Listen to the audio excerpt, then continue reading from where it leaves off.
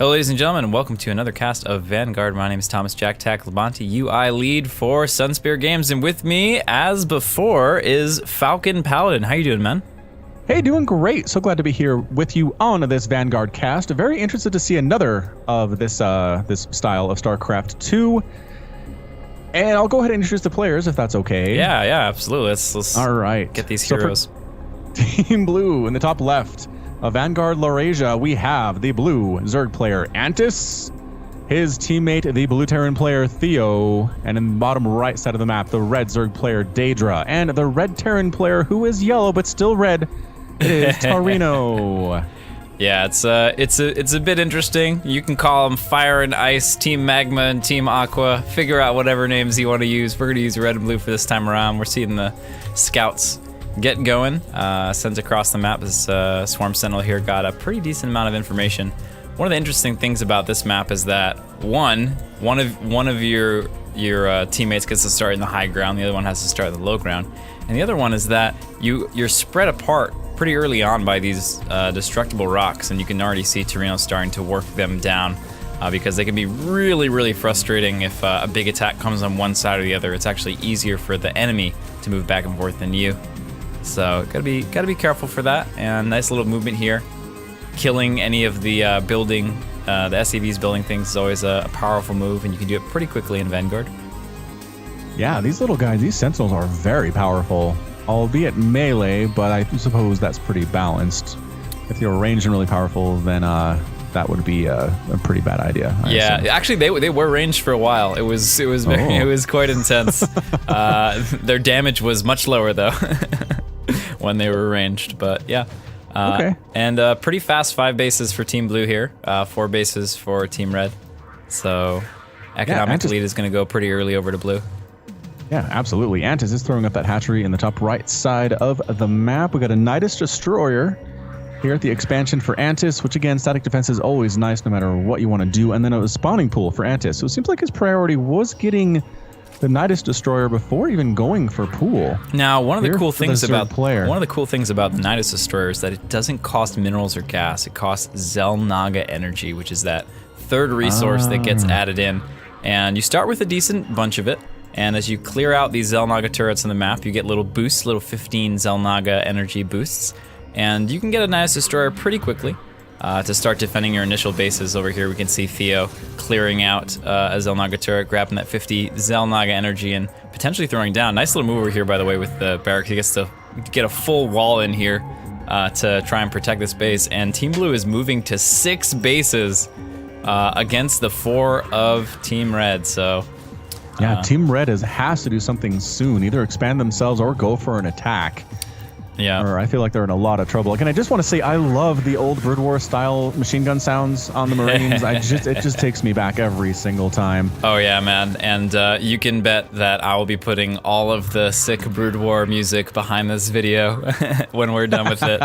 always digging the throwback to the Brood War music. And here we have it, right? So this is actually one of our new commanders. We finally got the 6th commander in, so there are 2 commanders per race now. And this is Abathur, and Abathur's got a tremor. This tiny little baby roach is a melee-style roach, and it's basically the replacement for the Zergling. Abathur gets tremors instead. They're pretty fun. And they have some really cool stuff that we'll hopefully be able to check out later. They have this burrow charge ability.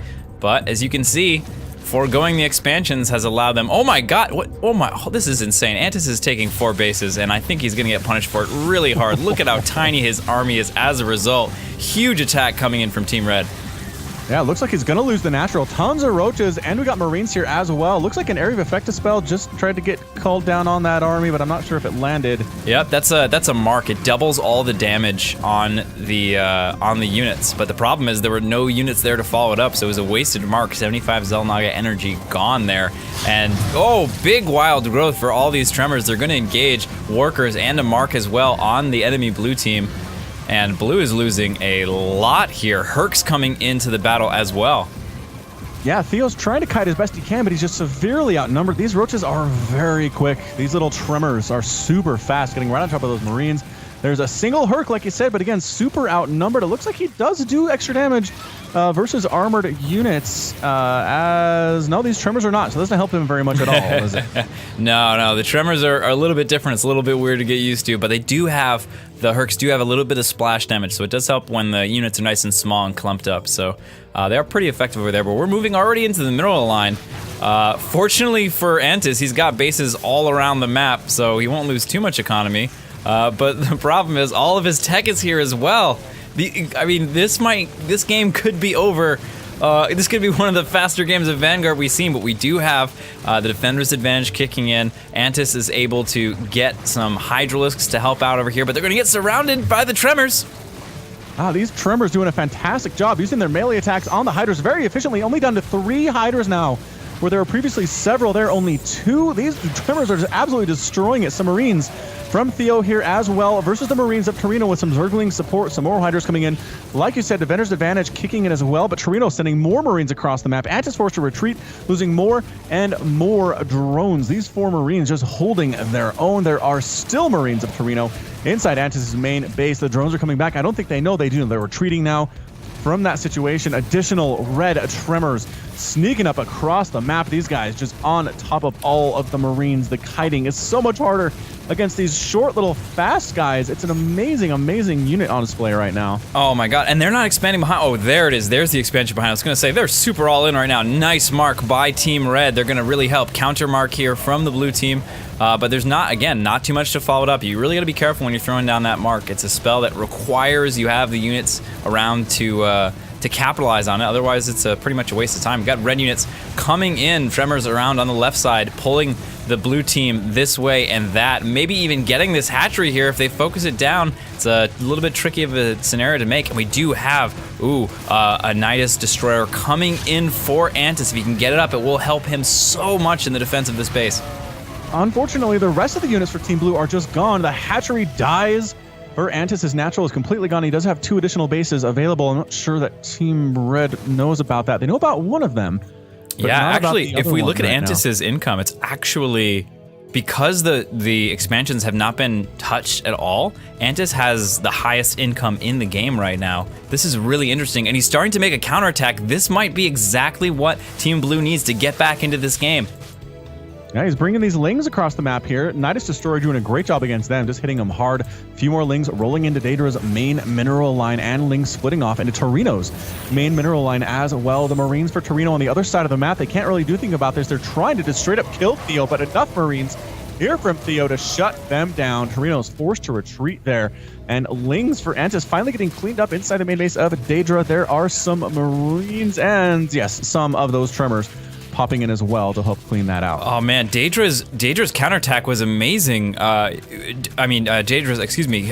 counterattack was amazing against Daedra. Daedra under 500 minerals a minute right now. The blue team has 6 times his income right now. In total. That's absolutely insane. Daedra in so much trouble, and Torino having trouble with his income as well. Keep in mind, they sacrificed a lot to make that attack. Was it effective? Yes, it was quite strong. A lot of damage got done, but Theo and Antis managed to hang on, and now it's Daedra and Torino on the back foot. Yeah, it was a bit of all-in from Team Red, and when you do an all-in, you better succeed, and it just looks like they couldn't quite pull it off, killing a lot of stuff, but not quite killing the opponent entirely. Kind of reminds me of Terran in StarCraft 2, where if you don't kill them straight up, you can do a lot of damage in the early game. They can come back thanks to the power of mules and other Terran mechanics there. But ton of Zerglings coming down from Antis. Did they not get speed? Is there no speed upgrade for these dudes? Yeah, so one of the important things in the design of this game is that preserving early and mid-game retreatability to incentivize aggression. So as a result of that, we've moved Zergling speed to Hive Tech. Sounds really weird, but it creates these really, really aggressive back and forth battles in the early game. Where the Lings can't just prevent your retreat in every situation. That makes a lot of sense. Thrown down to that area again. I'm not sure if the damage was there or not in this Marine battle, but tanks are now in Theo's army. Tanks are setting up in siege mode, trying to take down, I assume, the Nidus Destroyer when they get in range. Yep, and he's going to be able to... Theo tends to be a pretty positional player, and I think this is a good map for it. There are a lot of these really important chokes. Ooh, look, he's going to try to get into this position here. I don't think that's gonna work. You're gonna need something a little bit better to scout for the... Oh, he sends in another one. These poor Marines, they're just being sent to their death. They are, but at the same time, the tank doing some pretty good damage against that Nidus Destroyer. Marines stimming forward, trying to pick off these... Oh, getting these Infestors would be a huge coup. They are losing a lot of Marines in the process, but getting the Infestors totally worth it. Oh, the burrow! The burrow on the Infestors, keeping them alive. Marines. Oh, and these siege tanks as well. Here.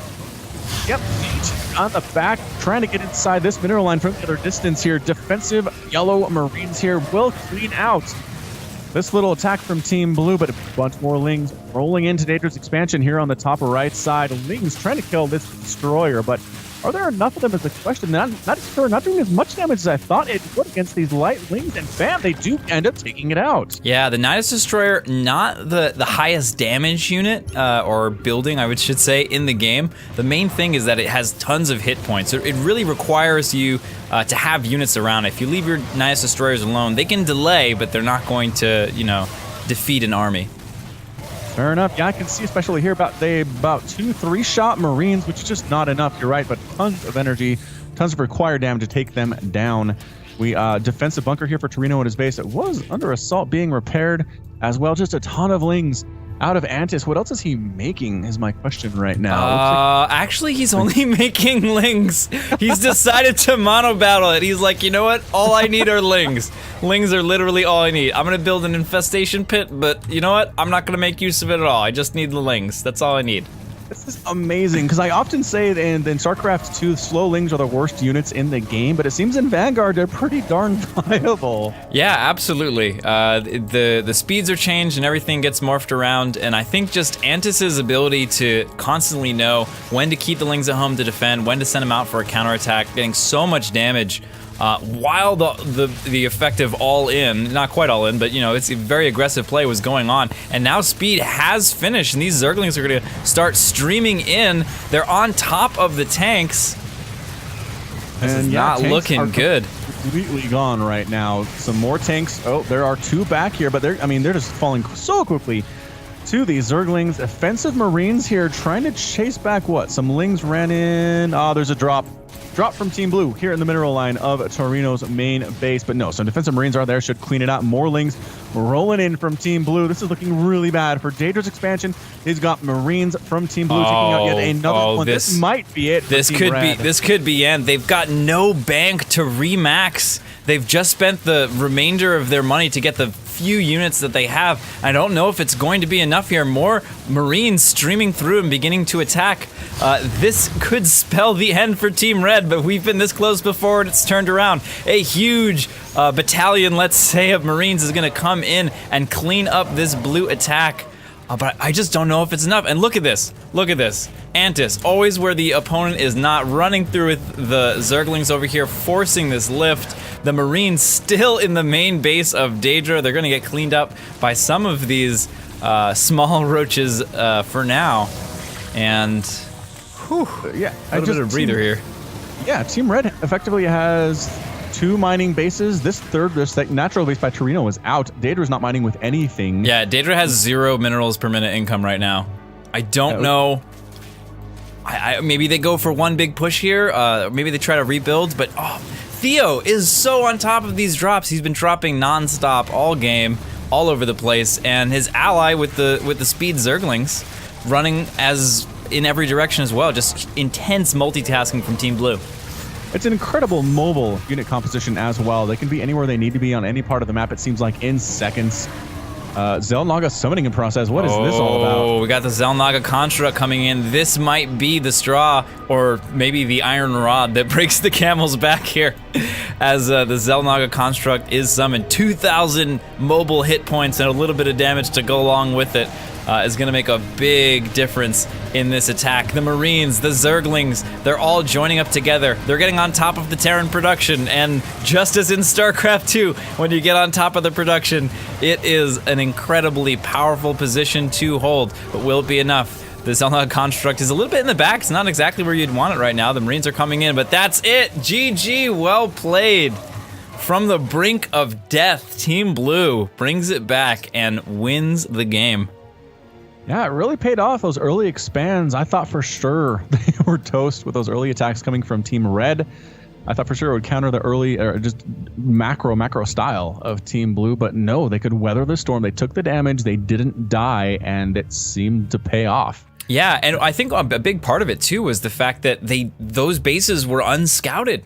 You know, if they had just, you know, placed their scouts at, you know, the likely bases, they could have very easily taken that big force, taken out this base over here, taken out this base over here, and just been at a large advantage moving into the mid game. But not scouting those, went right for the throat, and we see again just an incredible defender's advantage that exists in Vanguard. It allows you the opportunity to come back. Theo microing like a maniac, Antis sending out the Zerglings at the perfect time to cripple Daedra's economy, and just an incredible game.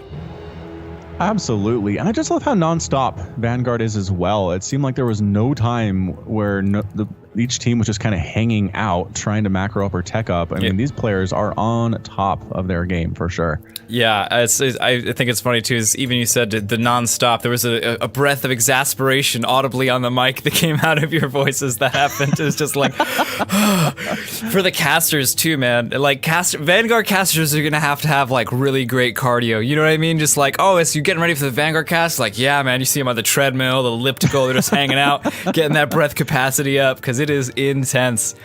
So thanks so much again, Falcon, for joining me on another cast of Vanguard, and hope to see you again soon. Yeah, thanks for having me, Jack, and you take care.